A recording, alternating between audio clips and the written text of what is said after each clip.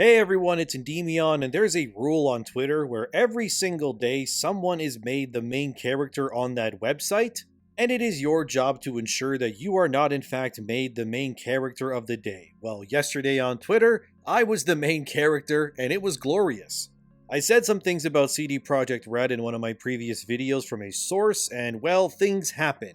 So let's talk about it all, and I'll show you every single receipt imaginable to show you that maybe, just maybe, I'm not actually lying. And hopefully by the end of this video, you'll see that no matter who comes after me with what, I will protect my integrity.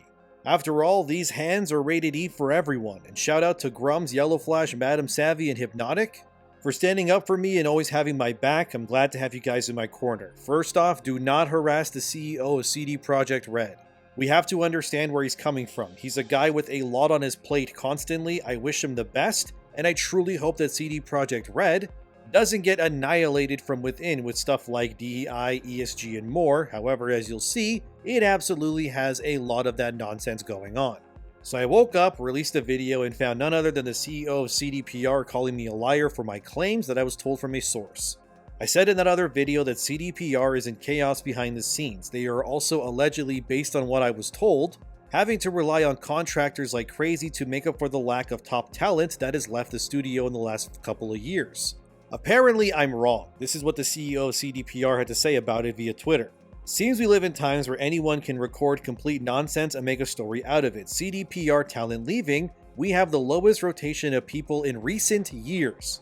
DEI-driven recruitment, we hire based on merit and talent alone, just as we make games driven by artistic vision alone. Why did we choose Unreal Engine? Because it enables us to work on our games more efficiently and we remain cutting edge tech-wise. The Witcher 3's director left, well yeah, more than 2 years ago. Now can we stop looking for conspiracy theories and go back to making cool stuff?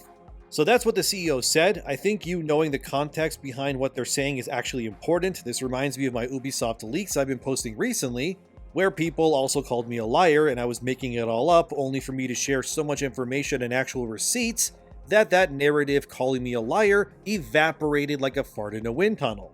So I'm lying apparently. Okay, interesting. The CEO says CDPR has not had top talent leave, but that isn't true.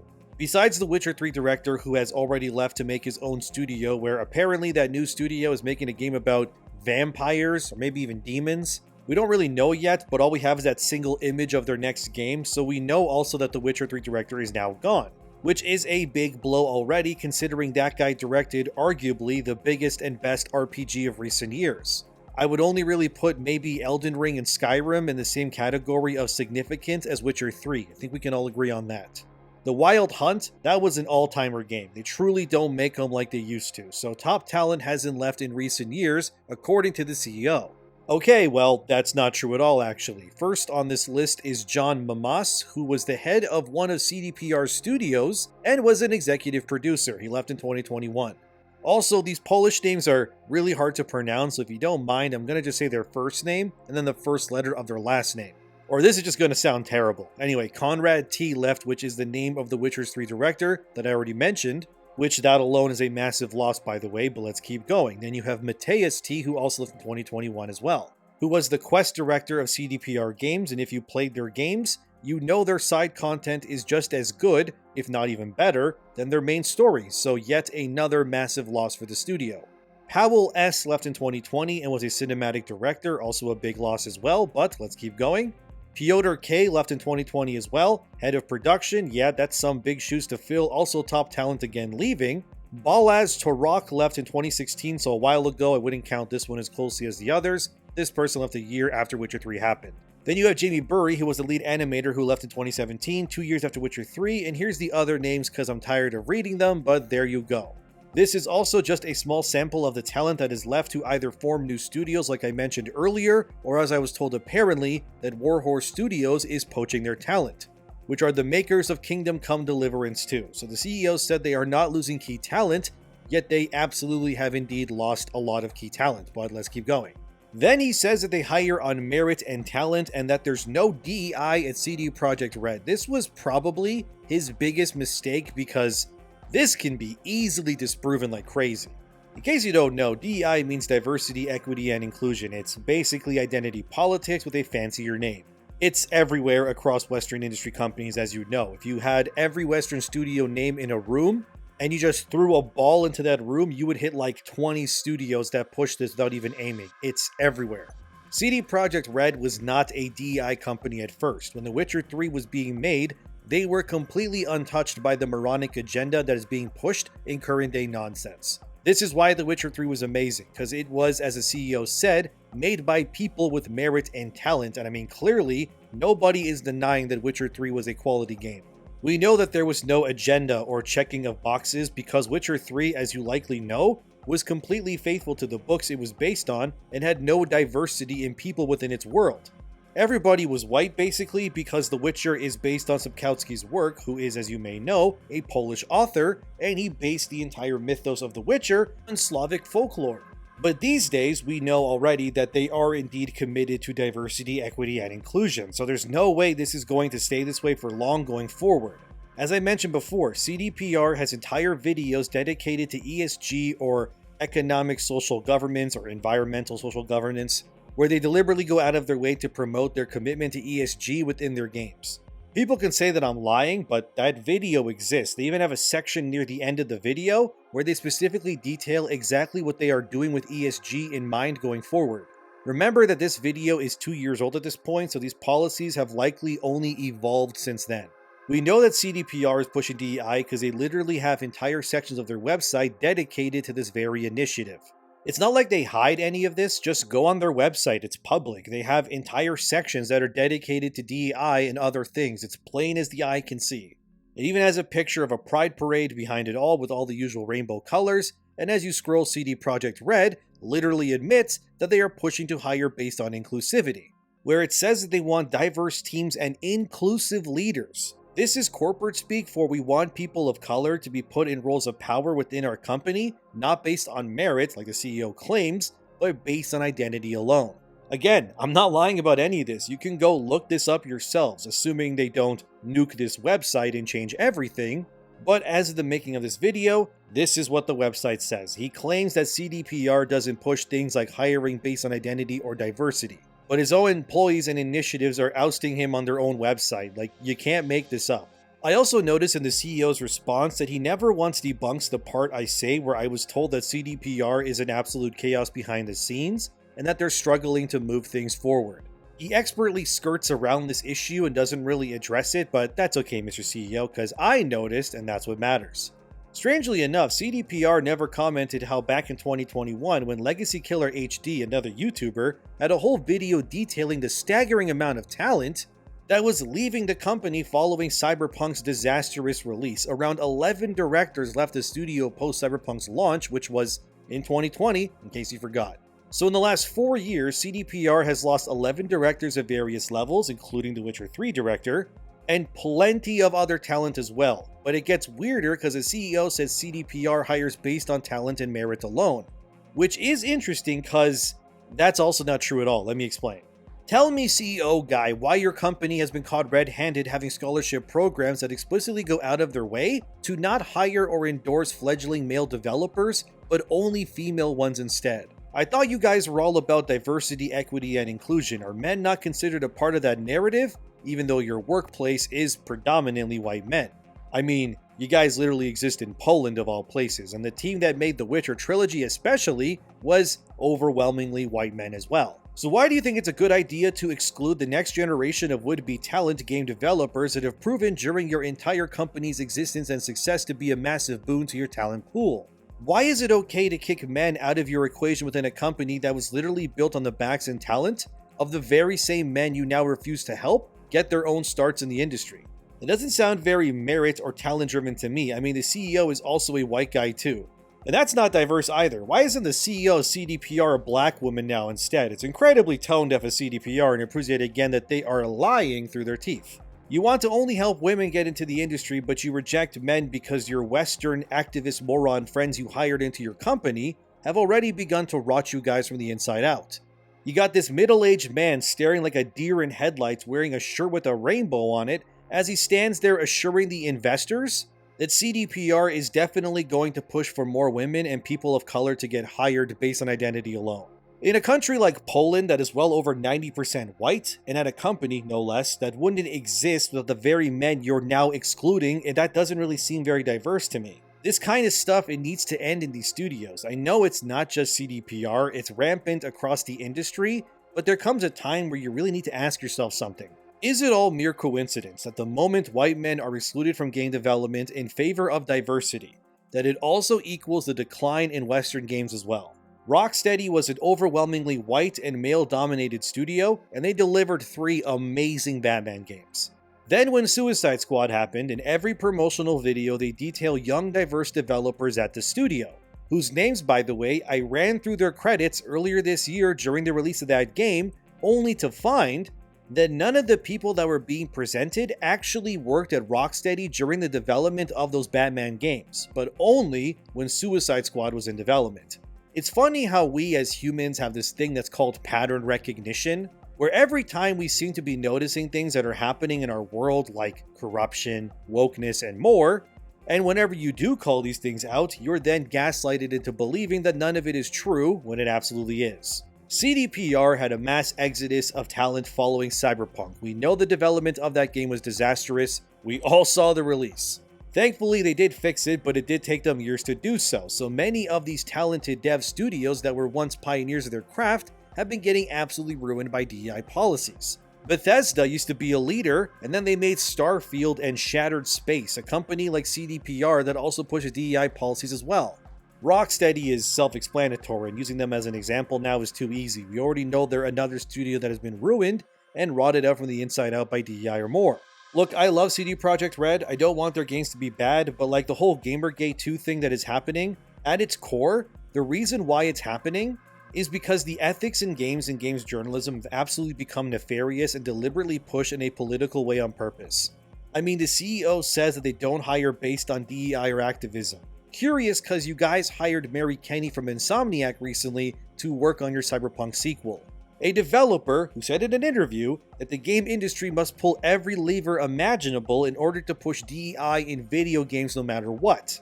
The same developer that you hired that defended Sweet Baby Inc. and called them the best in the business when Gamergate 2 started. The same developer who attacked players for calling out patterns in the games they loved being ruined and that they were getting gaslighted into believing that they were wrong. And your company's bright idea was to hire someone like this to work on your next Cyberpunk game. You hired the most activist of activists to work at your company on the story no less for your next Cyberpunk installment. Are you crazy? A person who was a narrative designer at Insomniac and ruined not only Spider-Man 2, which was been universally spat on for ruining that game's story and characters, and led to layoffs at Insomniac, which were unprecedented and unheard of, and your company's bright idea was to hire someone like this to work on your next Cyberpunk game? And this person was also confirmed to be working on the Insomniac Wolverine game up until they left for Cyberpunk now. Also, you said, Mr. CEO guy, that you changed engines to Unreal 5 because it makes your games more efficient in the long run. That's interesting because just 5 months ago, Daniel Vavra, the director of Kingdom Come Deliverance 2, which, like I said, I was told that studio is poaching your talent at an alarming rate, publicly said via a podcast that your devs are incompetent and unable to properly understand how Unreal Engine 5 even works. Here's a clip of that podcast from the Witcher subreddit. Apologies, it's in Polish, but it has subtitles at least, so here, watch. CD Projekt jako přešel na Unreal, přičemž měli vlastně podle mě dobrý vlastní engine. No a slyšel jsem taky zvěsti, že teďka jsou z toho dost jako... Že se neudělal chybu. Tak no, bavil jsem se s jedním člověkem, jehož jméno nemůžu samozřejmě říct, a říkám mu, tak co Unreal? On říkal, jako super, už tam máme udělaný kus jako nějaký krajiny, a to říkám, no a v open worldu? No to ještě ne. Oznámili to když, rok, 2 zpátky a prostě furt jim to nejde, tak jak jim to jelo vlastně na tom. super, jako... Teďka jak udělali vlastně, vylepšili tu grafiku kvůli těm konzolím a tak dále, to je furt nádherný.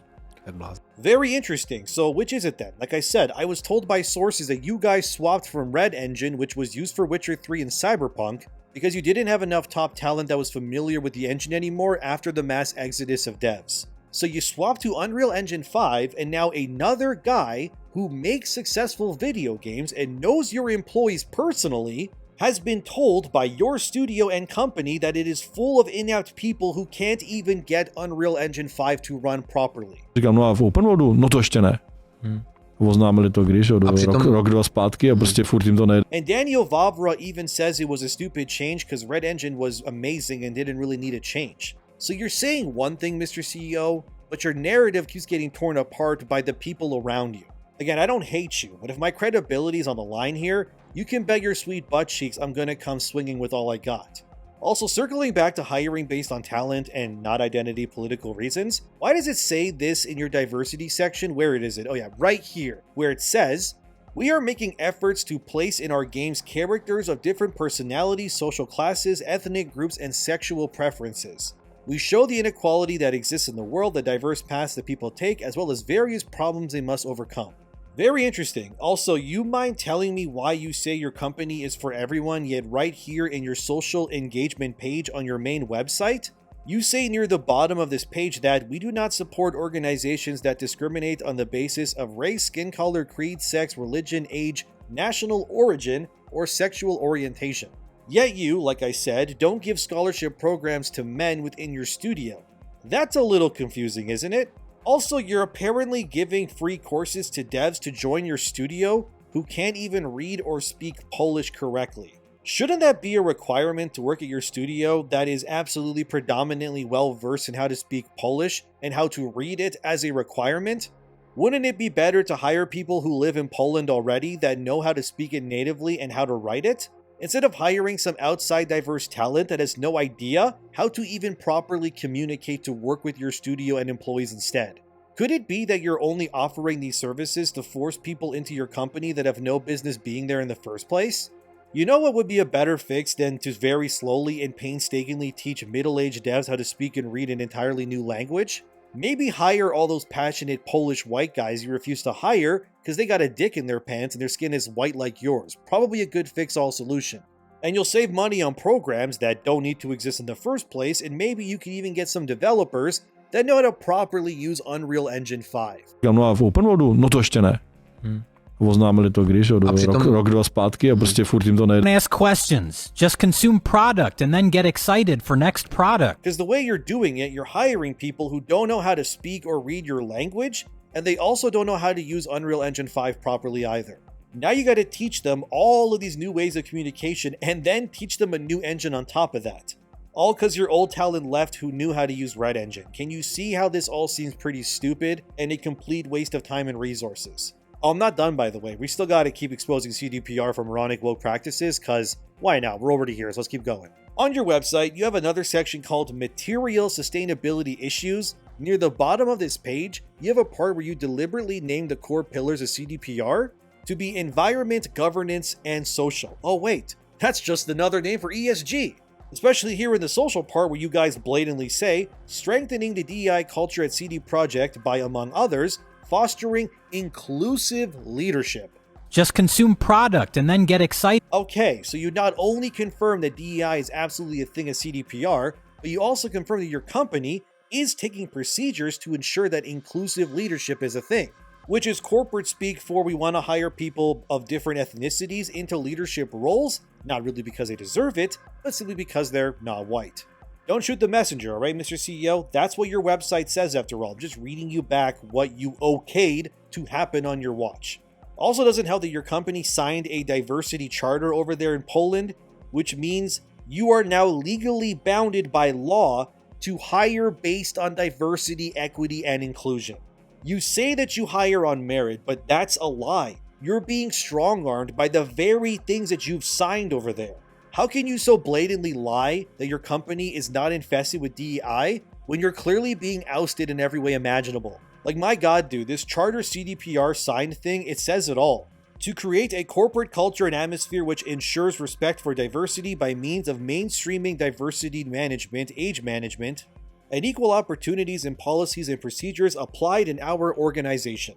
To introduce internal institutional solutions in order to promote the development of equal rights, including the appointment of a person or team to coordinate all efforts meant to combat discrimination and mobbing in the workplace. To develop and implement equal rights and diversity management policies in the workplace with special emphasis placed on recruitment, access to training programs and promotional opportunities, reconciliation of professional and family obligations, protection from mobbing, and unjustified dismissal. Ah, Okay, so you do hire people and admit through your own corporation that your hands are actually tied. So this alone here proves what the CEO was saying is a misdirect or even a lie. It's very obvious that they're being held hostage by moronic identity politics, but it's okay CDPR, that's why I'm here. I also find it interesting that within the response from the CEO, multiple news websites instantly had articles ready to go, including GameRanks and Games Radar, suspiciously all up around the exact same time too. That's interesting as well, just noticed it, but anyways, it's fine. I guess these people really do hate it when you rattle the cages and ask the hard questions, but I mean, what do you even expect these days? Games journalists are just like these CEOs, their hands and minds are tied by the same tape as well. None of these people are willing to actually say what they think about anything because if they do, their own friends, and I put that in quotations, will just tear them into pieces for stepping out of line. Why do you think I'm getting so much hate, not just for my CDPR coverage, but my Ubisoft stuff too? Because they do not, and I cannot stress this enough, want the status quo to change in this industry. These DEI corporate parasites get fat in both wallet and social cause by pushing these things. They have, as they say, have a good thing going right now, and they do not want this lucrative and obviously ridiculous grift of siphoning companies of their fortunes in the name of social justice to be disrupted in any way, shape, or form. Of course, people like Danny O'Dwyer, who was originally a journalist at GameSpot, which should be enough for me to say that we should never listen to his claims on anything, but Danny eventually founded NoClip, a documentary series. He also really hates me and thinks that I'm full of crap. Here's what he said via Twitter. The worst trend with these ambulance-chasing freaks is them cosplaying as journalists. Getting two people to talk off the record is about as difficult as wiping your arse. I don't know, maybe this guy has trouble with that too. Of course, Danny doesn't like me because I'm actually rattling cages and asking questions that he'd never have the balls to ask himself, because he knows that if he did, it would cost him opportunities in the industry. For God's sakes, the guy at NoClip, they did a whole documentary about CDPR. Of course he's not going to talk bad about them. Which tells you right then and there that there is definitely a sickness in that very same industry if honesty and criticism are not encouraged but instead punished. Danny is also a closeted racist that got exposed for spewing some very hateful tweets back in the day. He has openly stated that he hates black and Muslim people. He has also used the N-word publicly many times, and he even refers to Indian people as slurs that I can't even say on YouTube for obvious reasons. I have to black box his words here due to YouTube, but if you need the source of this, I have a tweet on my Twitter page where I post the link to these tweets as well, fully unedited too, of course. The point here is that me asking these questions has caused a lot of people who have skeletons in their closets for being exposed as bad actors now too. In my opinion, never listen to Danny O'Dwyer. There's a reason why other former games journalists find him to be a hack and disingenuous most of the time. Also, doesn't help that he's a xenophobic racist too, which I mean, that's just a cherry on top of that guy's crap pie too, I guess. But enough about out-of-touch GameSpot racists. Let's finish this video with some final things. Firstly, people will say, even after seeing all of this, that DEI is not a thing as CD Projekt Red. These people are delusional and likely hear wind whistling in their brains when they sit in a room alone. For example, CD Projekt deliberately stated that they have what's called, and no, I'm not kidding, a DEI award ceremony at their company. They rewarded an initiative about menstrual leave. People will then tell you that DEI is still not at the company, when photos exist taken within CD where it literally says those words behind them. The point I'm making here is you need to realize who you're up against when it comes to this culture war stuff, because half of the time these people don't know what they're talking about, and the rest they're going to lie and then denounce what you say because it's the only way they think they can hurt your credibility. They tried it with me when I did my Ubisoft coverage, and they're trying it again here too. I want you to know that you should never run away from bullies, but instead slap them in the face and give them a taste of their own medicine like I'm doing right now. These people, they don't owe you anything. They don't exist without your support.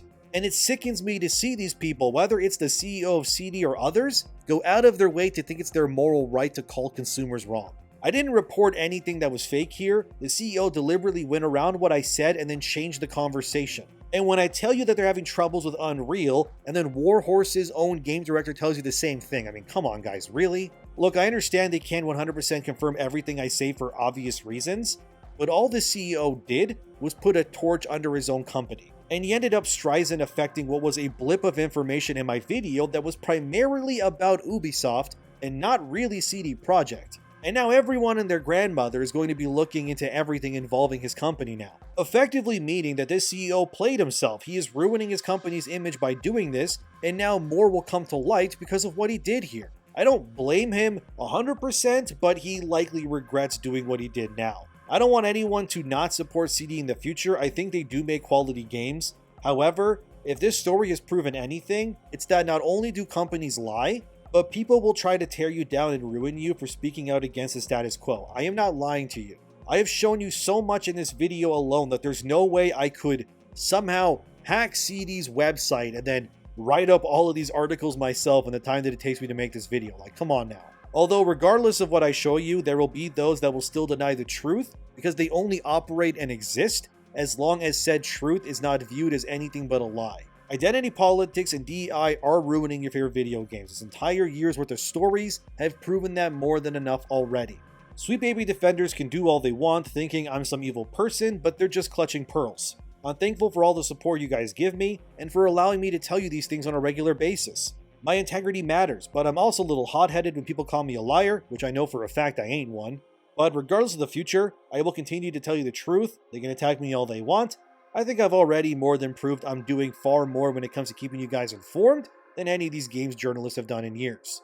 So keep hating me, journos, racist documentary guys, or CEOs. I won't stop doing what I'm doing. We can't fix this industry. It's going to take a hell of a lot of effort to do so, alright? My eyes are sore and I'm very tired. Goddamn, running this as a one-man show is insane sometimes. But let me know what you think as always. Thank you for watching, subscribe, thanks to my supporters, and I'll see you in the next one. And to my detractors, you lost again. Better luck next time.